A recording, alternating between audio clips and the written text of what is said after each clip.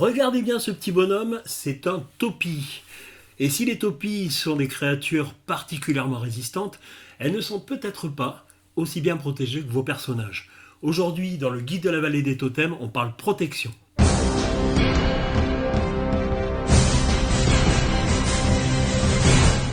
La protection, c'est une caractéristique des personnages et des créatures de la vallée des totems. C'est une caractéristique chiffrée, composée de plusieurs éléments, qui en s'assemblant donne un score. Un score de protection, une valeur de protection.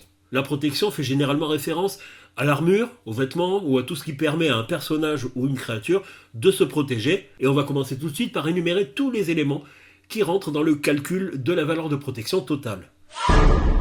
Dans un premier temps, on considère l'armure, les vêtements, ce que l'on va appeler protection d'une manière générique, mais qui ne constitue pas en soi la valeur complète de protection. Par facilité, dans la vallée des totems, on peut aussi parler de protection lorsqu'il s'agit de définir ce que porte un personnage pour se protéger, à savoir généralement l'armure. Dans la plupart des jeux de rôle, on parle de valeur d'armure, de classe d'armure, et ici, bien entendu, dans la vallée des totems, puisque nous sommes dans un jeu de rôle tribal fantastique, mais très très proche dans le principe d'autres jeux de rôle, et bien entendu, on va commencer par définir quelle est la valeur de ce qui protège un personnage ou même une créature, parce que bien sûr, certains animaux ne portent pas d'armure, mais ont une valeur de protection due à leur pelage, leur cuir, leur carapace. Ainsi, les protections des personnages sont assez faciles à classifier, parce que des voies de maîtrise, des types de personnages, des archétypes, il y en a 4 au départ. Et chaque voie de maîtrise possède son propre environnement, son propre élément, et c'est à l'image de cet élément que l'armure est composée, s'articule, ou même qu'elle est fabriquée à partir de ces matériaux. Ainsi, les chasseurs, adeptes du feu, éléments liés aux voies naturelles et animales, utilisent des pelages, des écailles ou du cuir. Les guérisseurs de la voie de l'eau, éléments liés au monde végétal, tressent des fibres, utilisent du bois, des écorces, alors que les sorcières et les sorciers, qui récupèrent à peu près tout ce qu'on trouve dans les donjons, recyclent ces éléments. C'est d'ailleurs la voie la moins protégée de toutes les voies présentes dans la vallée des totems. Et pour finir, les protecteurs, qui sont des bourrins, disposent de protections de type plaque et boulon. En réalité, c'est leur connaissance de la fabrication des armures qui leur permet de se forger des armures en métal. Pour chacune de ces voies, le type de protection portée a une valeur. C'est déjà la base du calcul. En ce qui concerne les chasseurs et les chasseresses, leur équipement de cuir ou d'écaille a une valeur de 10 à 13. C'est variable en fonction de la qualité de leur armure. Les protections de liane et de bois des guérisseurs ont une valeur de 8 à 11. C'est un petit peu moindre. Les sorciers et les sorcières sont les moins bien équipés et généralement échelonnés de 6 à 9. C'est pas grand chose, ça évolue également. Et puis bien sûr, comme on le verra par la suite, il y a aussi des moyens d'augmenter cette valeur de protection. Bien entendu, les mieux lotis sont les protecteurs. Ce sont eux-mêmes qui forgent les armures et les protections des autres.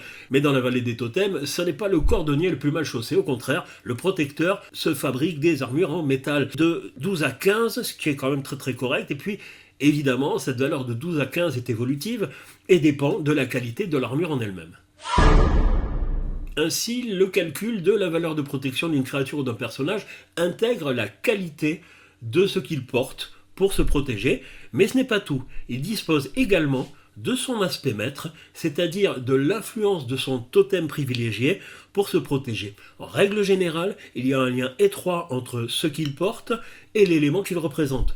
Comme je vous le disais tout à l'heure, les chasseurs, adeptes de la voie du feu, portent généralement des armures, en tout cas des protections de peau, d'écailles, bref, tout ce qui est relatif au monde animal. Et les protecteurs, la voie de la terre, correspondant au monde minéral, évidemment, peut extraire le fer et forger des armures en métal.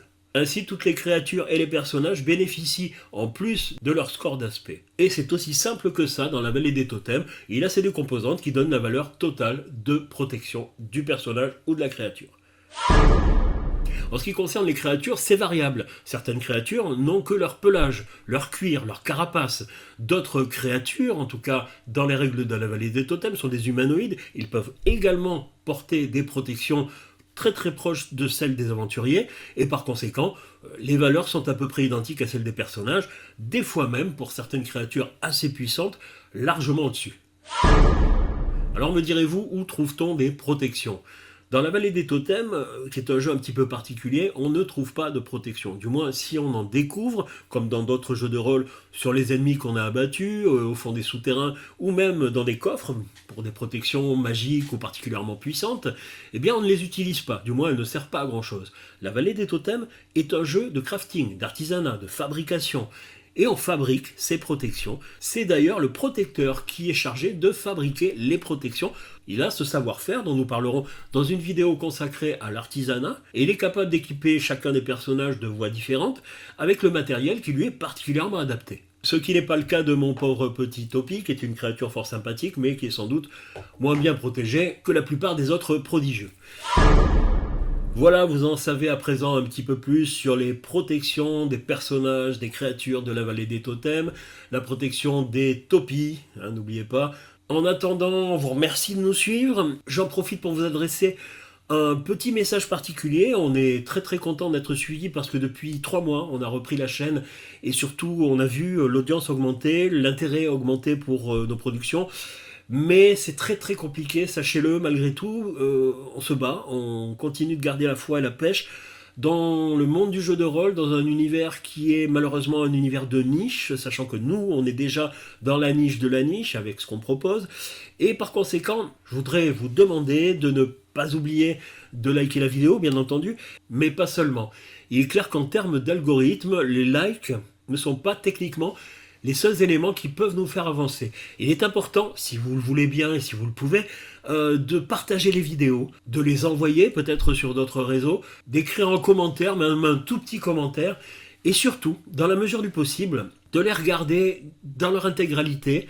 Même si ça vous intéresse moyennement, vous pouvez les laisser dans un coin de votre écran. La durée de visionnage d'une vidéo est très importante pour les algorithmes. Nous, ça nous permettrait d'avancer, d'avoir une visibilité plus importante et puis d'être suffisamment motivé pour continuer l'aventure avec vous, parce que je vous avoue que c'est très compliqué des fois de passer du temps à monter des vidéos et d'essayer de les rendre un petit peu sympas avec des décors, avec de l'incrustation, avec tout un tas d'artifices. Et la foi on l'aura si on arrive à cristalliser un petit peu tout ça autour de plus de gens, faire partager notre passion pour le jeu de rôle en général et puis pour la vallée des totems en particulier, parce que c'est notre jeu, qu'on l'aime et qu'on aimerait que beaucoup de gens s'y intéressent. Alors on vous remercie d'être là, on vous sollicite une nouvelle fois pour aller un petit peu plus loin dans ces démarches, dans ces manipulation, le fait de cliquer, le fait de mettre un commentaire, même s'il est très court, même s'il est critique, justement, on en a besoin aussi, les critiques, et en espérant que tout cela nous permette de continuer à grimper dans les charts, dans les sondages, entre guillemets.